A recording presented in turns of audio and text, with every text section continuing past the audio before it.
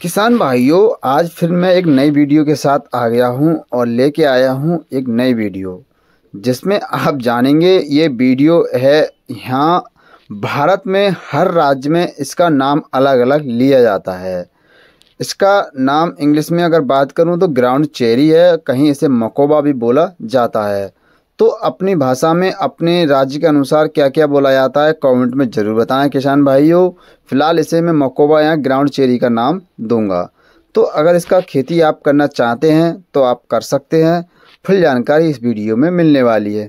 एक बार आप हमारे डिस्क्रिप्शन को भी चेक कर लें, हमने काफ़ी बढ़िया बढ़िया वीडियो बनाई है, आप वहाँ पे भी आकर चेक कर सकते हैं, एक बार देख भी सकते हैं। तो आप यहाँ पे बनी रहेगा।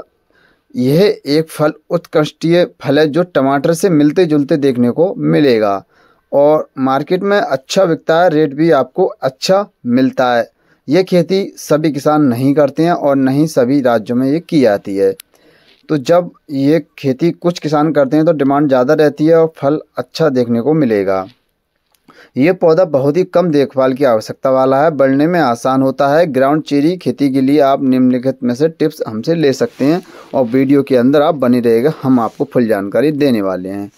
तो भूमि की तैयारी की अगर बात करें, ग्राउंड चेरी को हल्की अच्छे जल निकासी वाली मिट्टी चाहिए जो कि बड़े आराम से हो जाएगी। जैसे कि आपका कोई खेत है, जैसे रेतली टाइप का खेत होना चाहिए, खराब वाला खेत जो कि रेतला जिसमें उत्पादन कम मिलता है, उसमें आप इसे लगा के टेस्ट कर सकते हैं, लगा सकते हैं। उसमें बहुत ही ज़्यादा उत्पादन ये देता है, यानी रेत मिट्टी के अंदर। और साथ में दोमट मिट्टी हो उसमें भी चलेगा ना, रेतली मिट्टी में करो बहुत अच्छा देखने को मिलता है। अगर पीएचपी की मान करें तो 6 से लेकर 7 के बीच होना चाहिए। वहीं अगर हम बात करें भूमि की, तो मिट्टी अच्छी मात्रा में जैविक खाद इसके अंदर मिला देना चाहिए ताकि हमारा जो ग्राउंड चेरी है, मकोबा है, वो अच्छे से हमें देखने को मिले। और सबसे ज़्यादा इसे धूप मिलनी चाहिए। धूप से होगा क्या, जब पेड़ बड़ा हो जाता है तो पकने में बड़ी आसानी रहती है। ये फल ऐसा है जब बड़ा हो जाता है तो ये पकने में ज़्यादा टाइम नहीं लेता है, जल्द ही ये पक जाता है। तो किसान भाइयों देख सकते हैं इस तरह का पूरा प्रोसेस इस वीडियो के अंदर। बुवाई का समय क्या रहता है किसान भाइयों, अगर बुवाई करना चाहते हैं तो यहाँ पे सबसे अच्छा समय गर्मी के मौसम में होता है। यदि आप उत्तरी भारत जैसे ठंडे क्षेत्रों में हो तो इससे पहले आप इंडोर में उगाने की आवश्यकता हो सकती है, फिर बाहर ट्रांसप्लांट करना होगा। यानी कि आप ये प्रोसेस कर सकते हैं, नहीं तो आप डायरेक्ट बीज वाला भी प्रोसेस कर सकते हैं। बीज की बुवाई यानी ग्राउंड चेरी के बीज की अच्छी गुणवत्ता वाला खरीदें। ये बीज छोटे होते हैं और सामान्य 1 से 2 इंच की गहराई में बोने चाहिए। बुवाई का तरीका, बीज को पहले इंडोर में लगाए जा सकते हैं अगर ठंडे क्षेत्र हैं तो, नहीं तो ज़्यादातर इसे बखेर के भी बोया जा सकता है। जैसे हम गेहूँ लेटा बोते हैं उस हिसाब से इसे बो जा सकता है। फिर 6 से 8 हफ्ते बाद जब छोटे पौधे मजबूत हो जाएं, उन्हें बाहर ट्रांसप्लांट कर सकते हैं। कुल मिला के आप पहले इसकी नर्सरी लगा के भी बो सकते हैं। जब 6-7 हफ्ते के पौधे हो जाते हैं तो उसे अपने खेत में लगा सकते हैं, जैसे कि धान की पौध की तरह। अगर ऐसा नहीं करना चाहते हैं तो डायरेक्ट बखेर के भी लगा सकते हैं।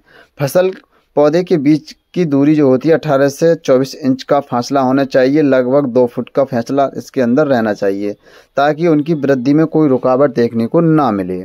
अगर वहीं बात करूं किसान भाइयों सिंचाई की, तो नियमित रूप से पानी की आवश्यकता होती है, लेकिन ध्यान रखें पानी की अधिकता जड़ सड़ने या खतरा होता है। हल्की मिट्टी को हल्का गीला रखें, यानी कि पानी तो देना है आपको, हल्का पानी देना है, ज़्यादा पानी इसको मात्रा नहीं देनी होती है। नहीं तो ये इसका पेड़ है बहुत नाजुक सा होता है, नहीं तो ये नष्ट हो जाएगा, सड़ जाएगा। मिट्टी को हल्का गीला रखें, अधिक गीला ना होने दें। गर्मी के मौसम में पानी अधिक देना पड़ सकता है जबकि सर्दी में कम देना होता है। तो अपने हिसाब से इसका हो सके तो उसे गूले पे बनाएं तो इसमें पानी कम दिया जाएगा, तो अधिक मात्रा आपको देखने को नहीं मिलेगी पानी की। खाद और पोषण की अगर मैं बात करूं तो नाइट्रोजन, जब पौधे की वृद्धि शुरू होती है तो हल्की नाइट्रोजन की खुराक दें। 19-19 लगा सकते हैं जब पौधा हल्का बड़ा हो जाता है तो।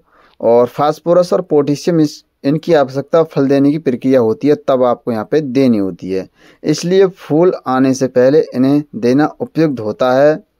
वहीं बात करूं किसान भाइयों रोग और कीट नियंत्रण के लिए, बीमारी आपको क्या देखने को मिलेगी। ग्राउंड चेरी के अंदर बहुत ज़्यादा कीटों से समस्या नहीं होती है, लेकिन कभी कभी टमाटर के कीट और बीमारियां आ सकती है। इनसे बचने के लिए जैविक कीटनाशकों का इसके अंदर उपयोग कर सकते हैं। बीमारी आपको यहाँ पे देखने को नहीं मिलेगी। कभी कभार क्या होता है, जो टमाटर के अंदर बीमारी लगती है वो बीमारी यहाँ पे आ सकती है।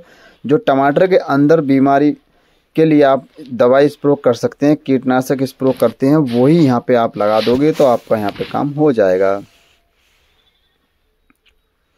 और फल और फूल के लिए ग्राउंड चेरी पौधे पर छोटे पीले फूल आते हैं जो कि बाद में फल में बदल जाते हैं।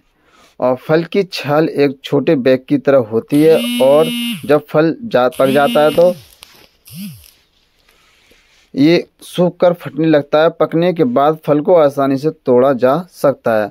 फसल की कटाई, किसान भाइयों ग्राउंड चेरी का फल तब पकता है जब उसकी बाहरी छिल्ली छाल सूख जाती है और फल आसानी से टूटने लगते हैं और फल का स्वाद मीठा होता है। और इसका उपयोग ताज़े रूप में या जैम में मुरब्बे में बनाने की उपयोग सबसे ज़्यादा किया जाता है। मौसम और भंडारण की अगर मैं बात करूं किसान भाई तो यह एक गर्म मौसम का पौधा है और यह ठंड में नहीं उगता है, इसलिए इसे ठंडे मौसम से बचाकर गर्मियों में उगाना सबसे बेस्ट माना जाता है। और सबसे ज़्यादा उत्पादन इसे गर्मियों में देखने को मिलता है। मकोवा इसे बोला जाता है और ग्राउंड चेरी से बोला जाता है। तो देख सकते हैं अपने अपने राज्य में किस भाषा का इसमें उपयोग किया जाता है। तो अगर इसकी सोच रहे हैं लगाने की तो आप बड़े आसानी से लगा सकते हैं किसान भाइयों।